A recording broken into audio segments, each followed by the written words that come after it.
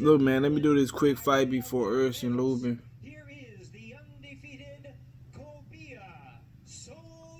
Oh no, this ain't Urs and Lubin fight. So look, man, he fight next. This the next undercard. But look, man, I just want to talk about jaron Ennis a little bit more, man. And make this a different type of title or whatever. Um, Cause I want to still harp on what Derrick James said about, you know what I'm saying, the whole age of athleticism. You know what I'm saying? And what jaron Ennis showed tonight, man. He showed that he just got a lot of athleticism and he got a lot of speed and shit like that. But a lot of shit that he do, man, and it ain't like he's something wrong with his coach or something. Because I heard his coach, man. If you were watching this fight, you heard jaron and his coach kept telling him, "You that jab, man. You that jab. Stop playing. Stop playing with him. Stop playing with him." And I was thinking the same shit. Like I don't really give a fuck about all that playing shit. That shit doesn't like. You know what I'm saying? That shit don't excite me, man. When I see dudes doing that fancy shit in the ring, throwing left hand out there, throw it right. You feel me? Just certain different type of shit I don't really give a fuck about. I want to see a nigga.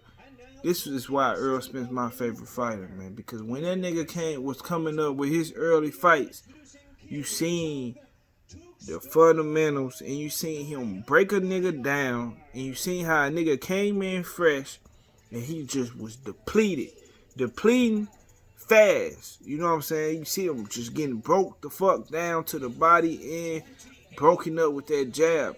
It was like that shit looked like some scientific.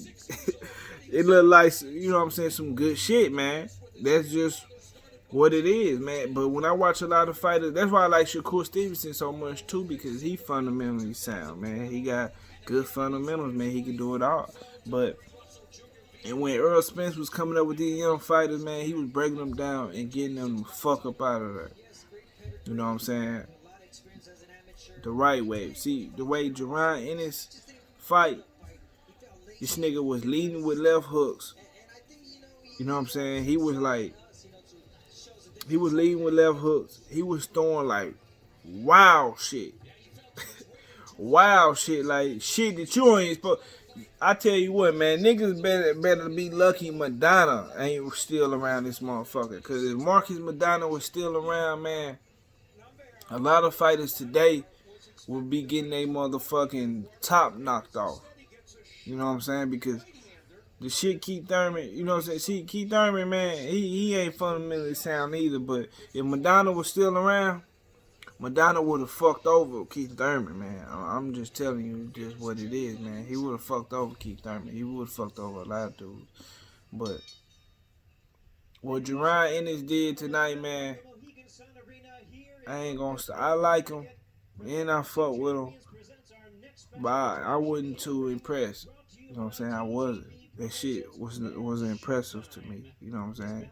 I don't really like when guys, you know what I'm saying, play around with their opponents and throwing ugly shit. Shit start looking ugly. Fundamentals was pretty. The athleticism shit cool. You know what I'm saying? It only lasts you so long till you fight that type of guy who pressure the fuck out you. And he pressure you, or he got some good ass boxing skills and he got some pop. You gonna get exposed once you fight the right opponent. So as long as your matchmaker is whoever he is on your side, you might get away with some of that shit. But until you fight that real opponent, that shit gonna be out the window and you gonna get exposed in front of the whole world. You know what I'm saying? But jaron Ennis young as fuck, so I'm not even knocking him. I'm just saying I ain't like that shit, and his coach ain't like that shit either. So, but he young. He only like, I forgot, man, 22, 23. You feel me? I'm fucking young, but he young. Girl, you know what I'm saying? For this boxing shit, he young as fuck. And he got time to iron some of that shit out and fix some of that, but he got to do it fast, especially while you screaming out people like Terrence Crawford, Earl Spence, you know what I'm saying, the top dudes. You can't fight them doing that. You know what I'm saying? Coming in the first round, you swinging, throwing so many punches in the first round, man. That's how you punch yourself out. He wasn't pacing. He said he didn't really have a pace. He fight like he rushing. You know what I'm saying? Just rushing.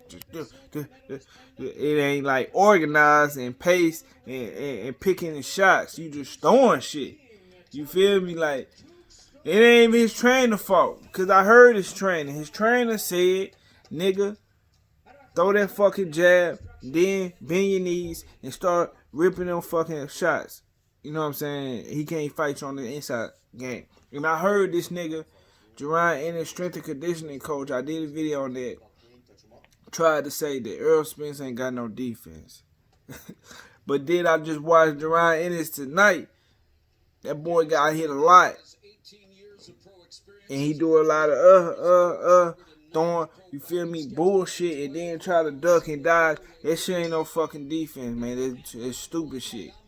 And that shit ain't gonna last too long, so that shit better get fixed quick. You feel me? Especially before you get that step-up opponent. But that's all. I just wanted to mix in, talk about Jaron Ennis, but then talk about what Derrick James said, you know what I'm saying, on True Boxing Talk earlier.